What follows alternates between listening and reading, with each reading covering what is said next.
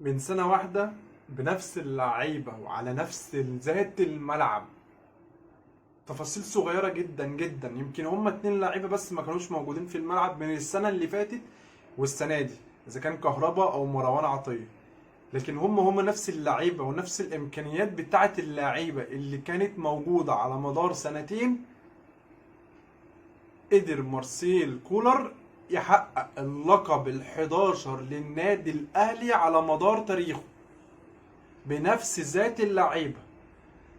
مبدئيا كده في الفيديو ده لو حضرتك ممكن تحسها تطبيل زيادة عن اللزوم للراجل، او ممكن تحسسها حضرتك ان انا بأفور زيادة عن اللزوم لواحد زي كولر، بس والله ده حقه الطبيعي في وسط اللعيبة اللي معاه. بلاش نقول حاجة تانية، اللعيبة اللي معاه وبعد الهدف اللي جه امبارح للنادي الاهلي، بعد هدف محمد عبد المنعم قصدي، ان انت كنت بايدك اللي انت تسجل، بس شفت اللاعب المهاجم اللي كان نازل اصلا عشان يغير في الماتش هو كان بيتعامل ازاي.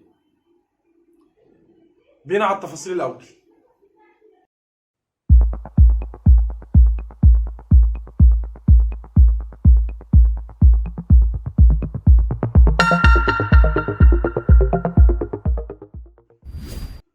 السلام عليكم ورحمة الله وبركاته. بسم الله الرحمن الرحيم. 11 بتوقيت الأهلي ولا غيره.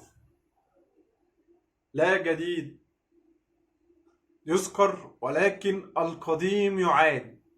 مفيش جديد. قارة ما فيهاش غير نادي واحد بس اسمه النادي الأهلي، وما فيهاش غير مدرب واحد بس اسمه مارسيل كولر. كمية عظمة وكمية فن وكمية ذكاء مدرب قاعد بره على الخط وشايف كل حاجة بتحصل قدامه في الملعب ومش راضي عنها، وقدر ان هو يغير النتيجة لصالحه. بل بالعكس، ان هو كان في ايده ان هو يكسب ب2 و3، بس انت عندك 2 لعيبة بسم الله ما شاء الله عليهم. المفروض ان هم كانوا نازلين في عز الازمة وان هم يغيروا لك نتيجة ماتش. كمية استهتار من 2 لعيبة ملهاش وصف. اذا كان الانفراد بتاع محمد شريف اللي مش عارف كان بيتصرف فيه ازاي، يعني انا شفت برود مش طبيعي.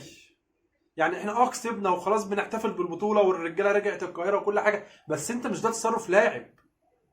انا كنت امبارح قاعد مع اخويا بقول له انا نفسي يطلعه ويهينه قدام زمايله. وفي الاول كده الماتش ده والمكسب ده بالذات غطى على كارثه او كوارث حصلت عندك امبارح، بس هو سبحان الله هي جات لهم من عند ربنا ان الماتش غطى على كل ده. زي ما قلت في الاول ان هم في ب2 لعيبه بس متغيرين من السنه اللي فاتت للسنه دي. قدر كولر ان هو ياخد البطوله من الوداد في وسط ملعبه وفي وسط جماهيره اللي كانت داخله يعني حشدينهم بشكل مش طبيعي. الراجل قاعد على الدكه بيفنن ويتكتك ويعظم، لان نص ملعبه اصلا مش جايب همه، لقوا ان محدش بينفذ طلباته، محدش بينفذ اللي هو عايزه. اطلع واركن ده كله، طلع لي بقى مروان عطيه، وطلع لي اليو، وطلع لي حمدي فتحي، وطلع لي حسين الشحات، وطلع بيرسيتا، وطلع كهربا. مش مهم مين يطلع ومين يلعب، المهم ان انا بخطتي وبذكائي ابقى انا المسيطر على الماتش، واللي انا عايزه هاخده. حاجات صغيره بتفرق ناس عن ناس. مش قصدي ان انا او مش بلمح على حاجه، والله ربنا يعلم اللي في نيتي، بس هي في حاجات صحيح بتفرق حاجه عن حاجه، او بتفرق شخصيات ناس عن شخصيات ناس. في واحد قاعد على الدكه زي ما قلت وبعيد وبيتكتك، عارف لعبته مش عارفه تنفذ، غير على طول، وانا كده كده محفظ اللي نازل ومعرفه هو نازل يعمل ايه. وقد كان النتيجه اللي في الاخر اثمرت ان هو قدر ياخد البطوله وقدر يجيب لنا ال11. بقى واحد فهلاوي كده على التلفزيون عشان بقى ايه، يحس ان هو خلاص اسمه بقى كده ما بيسكرش كتير، وان كولر ناجح وقدر ان هو يحقق بطولة افريقيا. هيطلع بقى فهلاوي كده يقول لك اصل بقى ايه، الاختبار الحقيقي لكولر او قدام مانشستر سيتي بقى ان شاء الله في كاس العالم للانديه في شهر 1 الجاي او شهر 2 الجاي. يا جدع يعني انا مش عارف اقول ايه والله. الناس دي انا ما اعرفش هتتعامل بعد كده ازاي، وان هم هيقعدوا يحللوا ويقول لك كولر اصل عمل وكولر اصله كان المفروض يعمل، ويطلعوا على التلفزيونات ويقعدوا يمجدونا بتصاريحهم اللي ملهاش اي 30 لازمه في الواقع.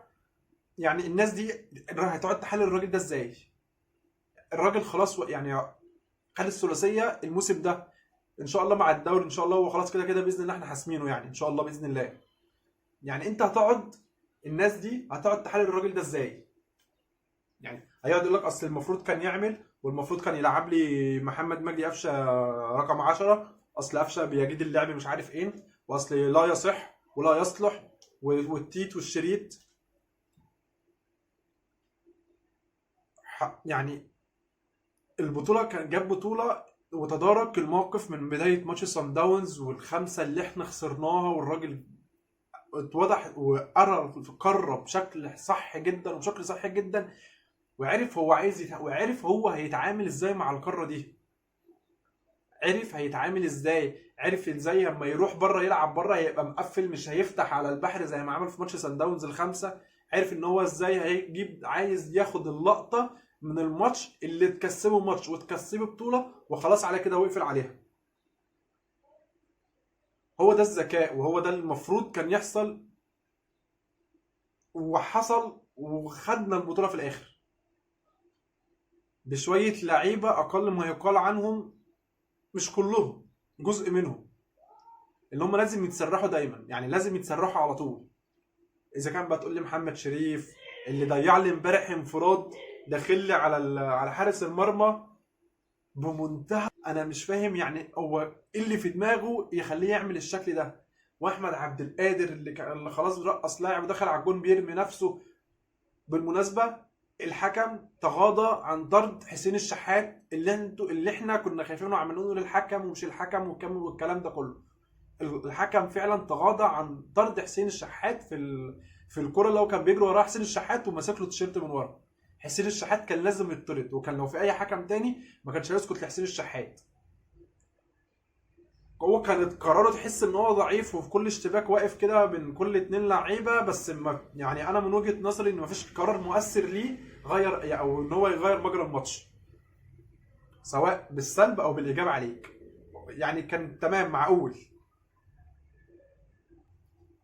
حاجه اخيره بقى كده انا عايز اقولها، يا ريت يعني زي ما قلت ان احنا فرحنا ونتيجه الماتش والمكسب غطى على كارثه او كارثتين حصلوا امبارح. بس حاجة أخيرة أنا عايز أقولها، إن يا ريت يتم تجهيز مصطفى شوبير لحراسة مستقبل النادي الأهلي. يا ريت.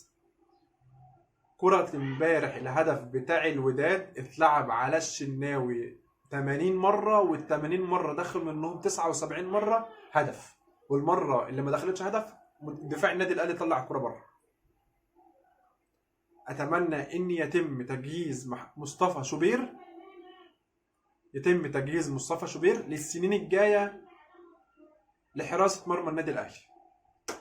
مبروك علينا، مبروك على مجلس اداره النادي الاهلي اللي ما دعمش الراجل باي شكل ولا لبى ليه اي طلبات، وفي الاخر الراجل قدر ان هو يكسب بطوله ويجيب بطوله غاليه زي دي للنادي.